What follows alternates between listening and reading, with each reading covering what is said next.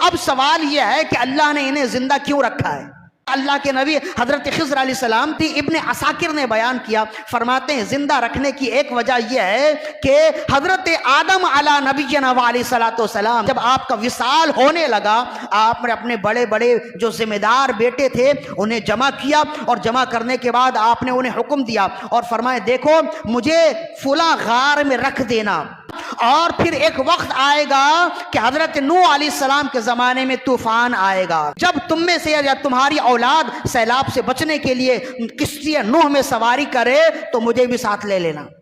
اور جب تمہاری کشتی رک جائے تو ملک شام میں جہاں انبیاء کرام کے مزید مزارات بنیں گے وہاں مجھے فلاں جگہ دفن کر دینا، یہ میں وصیت کرتا ہوں۔ اب کہتے ہیں کہ یہ وصیت کرنے کے بعد حضرت آدم علیہ السلام کا وصال ہو گیا، اب وصال کے بعد آپ کی قبر بنا دی گئی اور قبر میں رکھ دیا گیا۔ بہرحال ایک زمانہ گزرا، زمانہ گزرنے کے بعد جب طوفان نوح کا موقع آیا اور زمین پانی سے بھر گئی، ایک ہی کشتی تھی جس میں حیات موجود تھی، جو لوگ کشتی میں تھے وہی بچے، تو کہتے ہیں جتنے لوگ حضرت آدم کے اولاد میں سے اس زمانے میں تھے تمام لوگ کشتی پہ سوار ہو گئے، اور انہوں نے حضرت آدم علیہ السلام کو بھی ساتھ لے لیا، آپ کا جسد اطہر بھی ساتھ لے لیا، اور جب زمین نظر آنے لگی، جب کشتی رکی، تمام لوگ رکے، تو پھر حضرت نوح علیہ السلام نے اپنے بیٹوں کو جمع کیا، کہا کہ دیکھو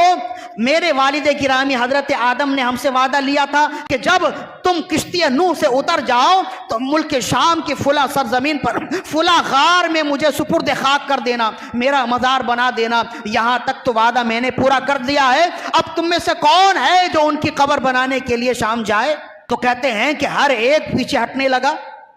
اور کہنے لگا دور دور تک کوئی حیات نظر نہیں آتی ہے، ظاہر ہے کہ دنیا دوبارہ سے آباد ہو رہی ہے نا، نہ جانے کوئی درندہ آ جائے، نہ جانے کون آ جائے، نہ روشنی ہے نہ راستوں کے نشان ہے، کوئی اگر راستہ بھٹک جائے تو منزل تک پہنچنا اس کے لیے ناممکن ہے۔ تو ہر ایک کہنے لگا کہ ہم تو وہاں تک جانے والے نہیں، انہیں یہی سپرد خاک کر دیا جائے، تو ہر ایک انکار کرتا رہا۔ تو کہتے ہیں حضرت نوح علیہ السلام نے پھر فرمایا، حضرت آدم علیہ السلام نے دعا دی تھی کہ جو میری لاش کو میری پسندیدہ مقام تک لا کر دفن کرے گا اللہ اسے ہمیشہ کی زندگی عطا فرمائے گا۔